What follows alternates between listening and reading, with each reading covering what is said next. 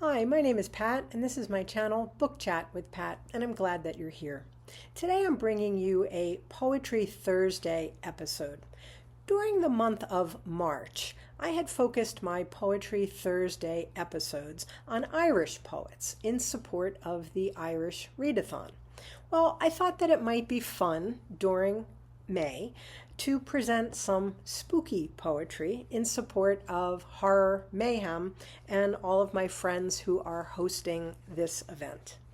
I have made pretty clear in a bunch of videos lately that I am pretty much a wimp, a chicken, a scaredy cat when it comes to the horror genre. But I have been having a lot of fun reading some short stories and some cozy horror so far. So who knew that there was such a thing as cozy horror? I am usually pretty comfortable, though, in the world of poetry. And I have found some great, creepy Gothic poems for this month.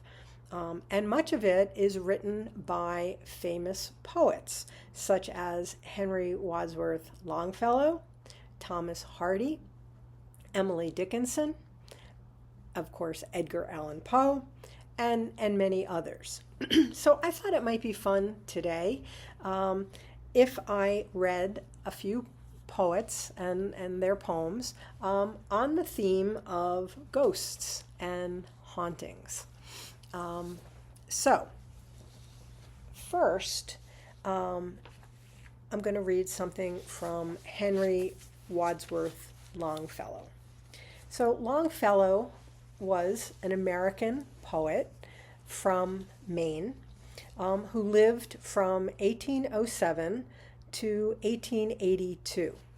His verse is generally characterized by its clarity and its accessibility. In his poem, Haunted Houses, Longfellow writes about how we are all surrounded by ghosts, but he calls them harmless phantoms. He says that they glide around us soundlessly through our rooms. We encounter them sometimes in brief glimpses, in what he calls a sense of something moving to and fro.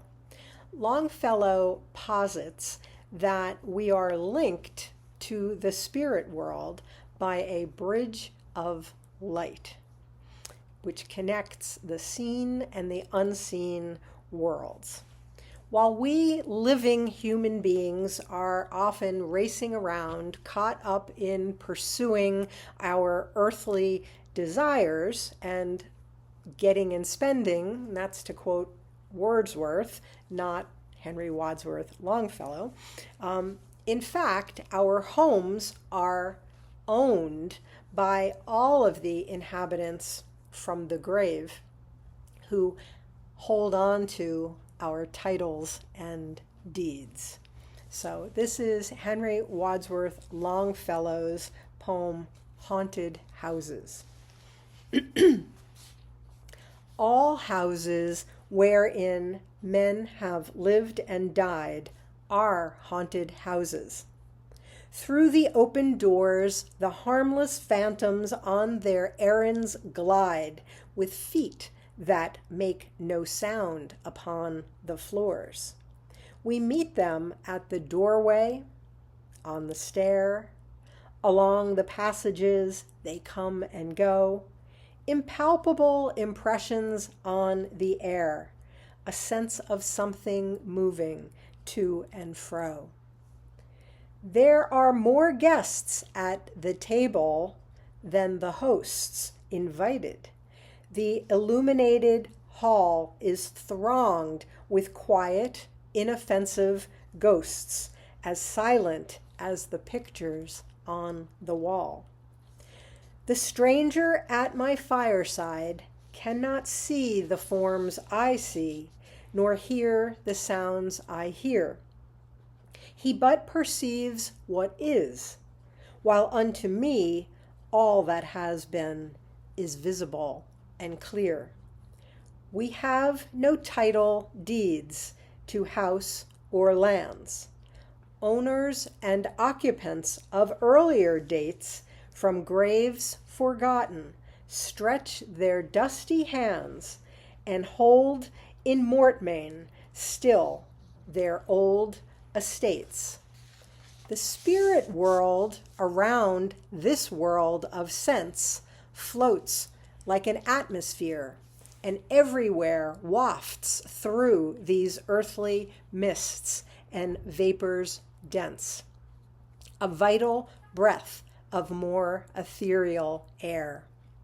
Our little hives are kept in equipoise by opposite attractions and desires, the struggle of the instinct that enjoys and the more noble instinct that aspires. These perturbations, this perpetual jar of earthly wants and aspirations high, come from the influence of an unseen star, an undiscovered planet in our sky. And as the moon from some dark gate of cloud throws o'er the sea a floating bridge of light, across whose trembling planks our fancies crowd into the realm of mystery and night. So from the world of spirits there descends a bridge of light, connecting it with us, o'er whose unsteady floor that sways and bends, wander our thoughts above the dark abyss.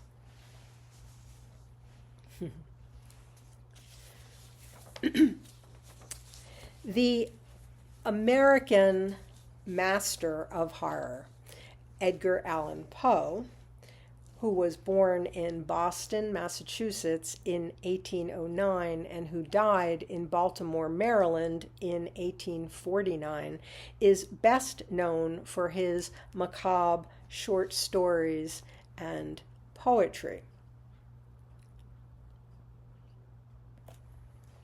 His poem, The Haunted Palace, is an allegorical poem about the decay of a beautiful palace, eventually overrun by evil demons. But the beautiful palace is also a metaphor for the human head and mind, a mind tormented by dark, depressing thoughts and despair.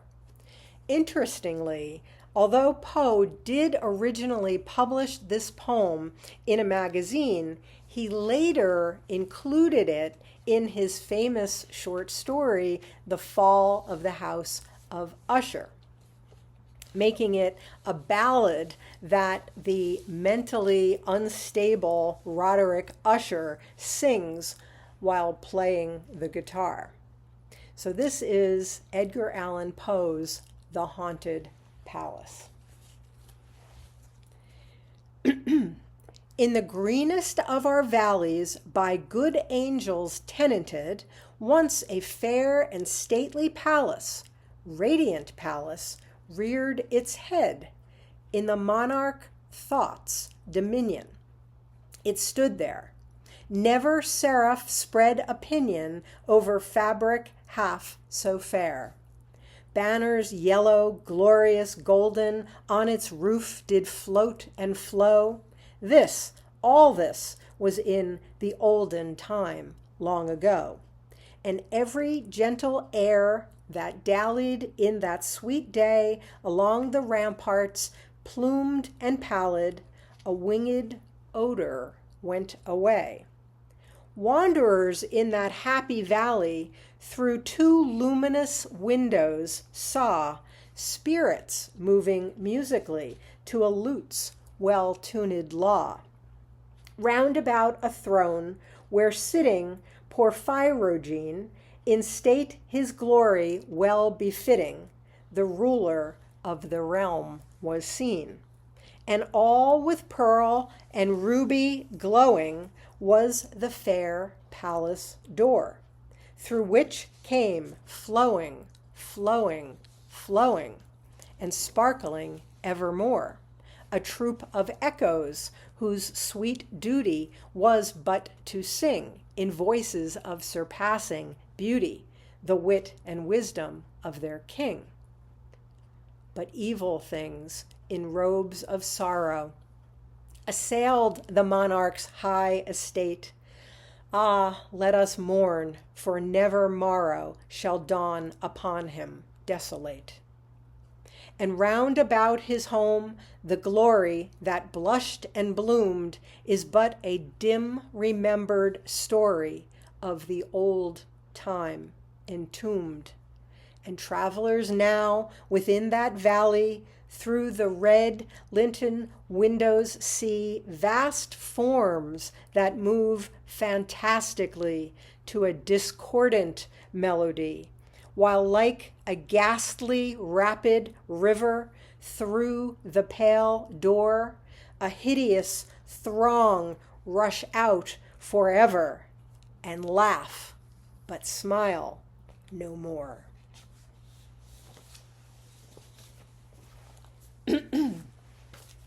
Next, I would like to share Emily Dickinson's poem, One Need Not Be a Chamber to Be Haunted. In this poem, the great American poet Emily Dickinson, who lived from 1830 to 1886, largely in isolation in Amherst, Massachusetts, presents us with a kind of haunting similar to that which Poe described. In Emily Dickinson's poem, she makes clear that she is talking about the haunting of the mind.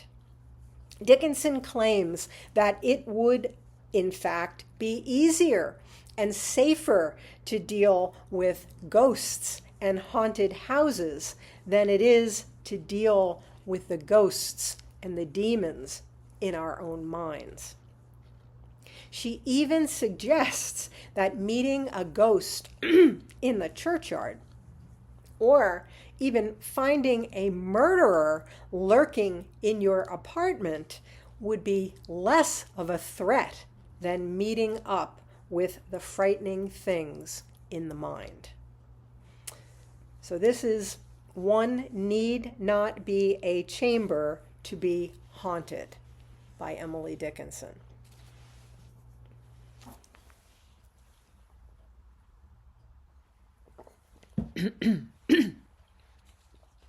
One need not be a chamber to be haunted.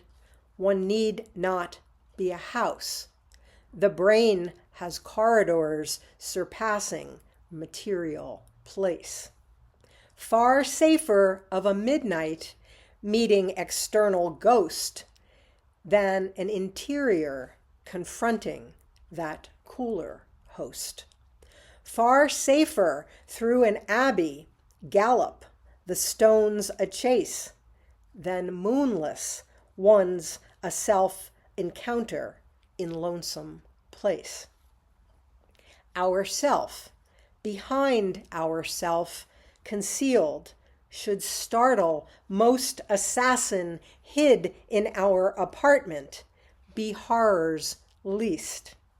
The prudent carries a revolver, he bolts the door, or looking a superior specter more near. So that's a little spooky poetry in observation of Horror Mayhem 2024.